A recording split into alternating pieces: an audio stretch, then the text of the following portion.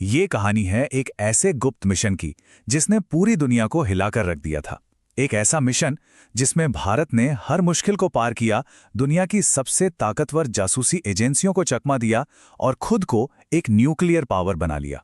तो चलिए इस कहानी की शुरुआत करते हैं भारत के उस तपते रेगिस्तान से। सोचिए, जहां हवा में सिर्फ गर्मी नहीं बल्कि एक अजीब सा तनाव और एक बहुत गहरा राज भी छिपा हुआ था। ये तारीख और ये जगह, इन्हें जहन में बिठा लीजिए। 18 मई 1974। जगह थी राजस्थान का पोखरन रेगिस्तान, क्योंकि यहीं से एक ऐसी कहानी शुरू हुई जिसने सब कुछ बदल कर रख दिया। वक्त था दोपहर के करीब 3:45 बजे और तभी अचानक पूरा का पूरा रेगिस्तान कांप उठा। एक जोरदार धमाका जिसने दूर दूर तक जमीन को हिला दिया। लेकिन ये कोई मामूली धमाका नहीं था, भूकंप तो बिल्कुल भी नहीं।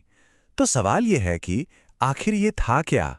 ये था भारत का पहला सफल न्यूक्लियर टेस्ट, जिसका कोड नेम था स्माइलिंग बुद्धा।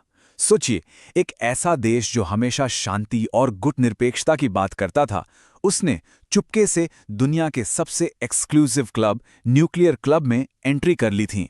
अमेरिका जैसी सुपर पावर्स भी देखती रह गईं। सबके सब हैरान थे।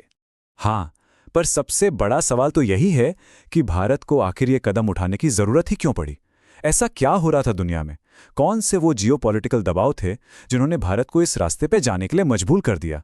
देखिए, दूसरे विश्व युद्ध के बाद दुनिया में एक अजीब सी होड़ मच गई थी। परमाणु बम बनाने की होड़।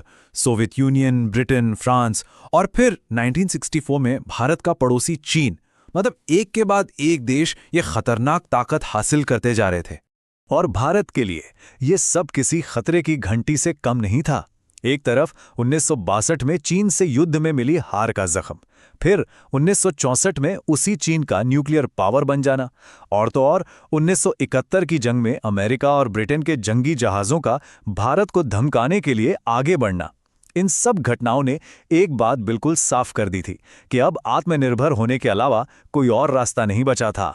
तो चलिए अब मिलते हैं उन लोगों से, उन दूरदर्शी लोगों से जिनके दिमाग की ये उपज थी, और साथ ही बात करेंगे उस दुखद और रहस्यमयी घटना की भी जिसने इस पूरे प्रोग्राम को लगभग खत्म ही कर दिया था। इस पूरे कार्यक्रम के पीछे 3 बड़े नाम थे। इसके मुख्य आर्किटेक्ट थे डॉक्टर होमी जहांगीर भाभा, वो प्रधानमंत्री जिन्होंने इसे हरी झंडी दी, लाल बहादुर शास्त्री और JRD टाटा, जिन्होंने शुरुआती रिसर्च के लिए जरूरी फंडिंग दी। 2, बस ये एक नंबर 2। ये नंबर उस बड़े झटके का प्रतीक है जो इस प्रोग्राम को लगा।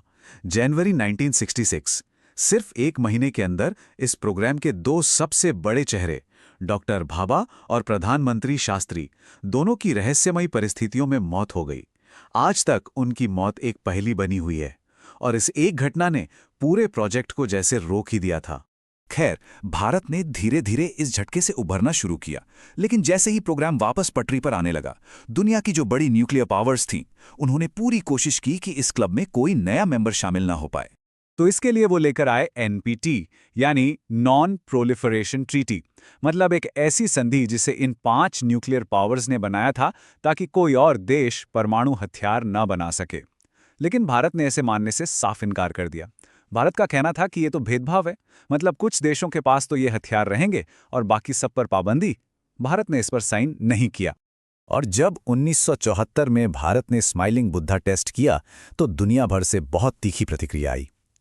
कनाडा, जिसने न्यूक्लियर टेक्नोलॉजी में मदद की थी, वो सबसे ज्यादा नाराज हुआ।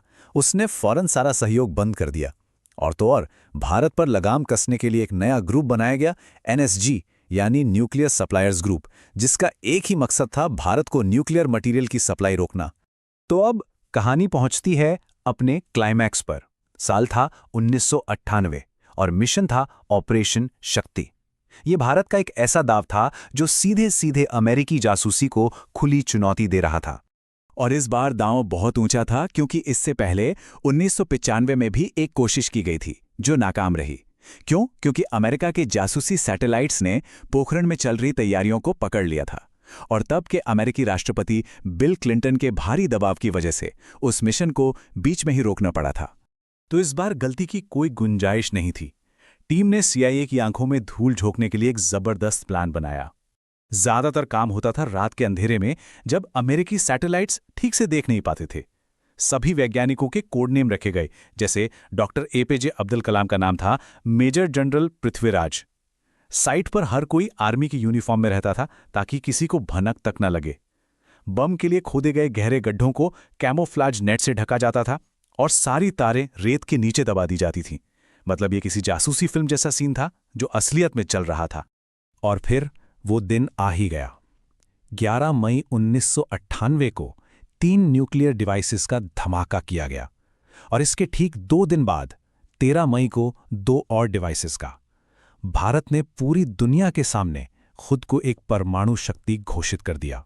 अब धमाके तो हो गए, लेकिन इसके बाद जो भूचाल आया उसमें भारत ने दुनिया के सामने अपने इस कदम को कैसे सही ठहराया? इसकी सबसे अच्छी सफाई दी खुद डॉक्टर एपीजे अब्दुल कलाम ने। उन्होंने साफ साफ कहा, इतिहास उठाकर देख लीजिए, भारत ने कभी किसी देश पर हमला नहीं किया। ये हथियार हमारी अपनी सुरक्षा के लिए हैं। मतलब ये एक डिफेंसिव कदम था, किसी पर हमला करने के लिए नहीं। और ये भी देखिए कि भारत ने कितनी समझदारी से अंतर्राष्ट्रीय कानूनों के बीच से अपना रास्ता निकाला।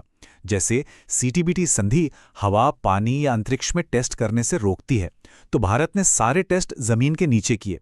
एनपीटी पर तो भारत ने कभी साइन ही नहीं किया था, तो वो लागू नहीं होती थी। और जब एनएसजी ने सप्लाई पर रोक लगा दी, तो भारत ने अपने ही देश में बने संसाधनों का इस्तेमाल किया। तो आखिर में ये एक बड़ा सवाल छोड़ जाता है, क्या ये परमाणु बम भारत की सुरक्षा के लिए एक जरूरी ढाल था, या फिर इस पूरे इलाके की स्थिरता के लिए एक नया खतरा? ये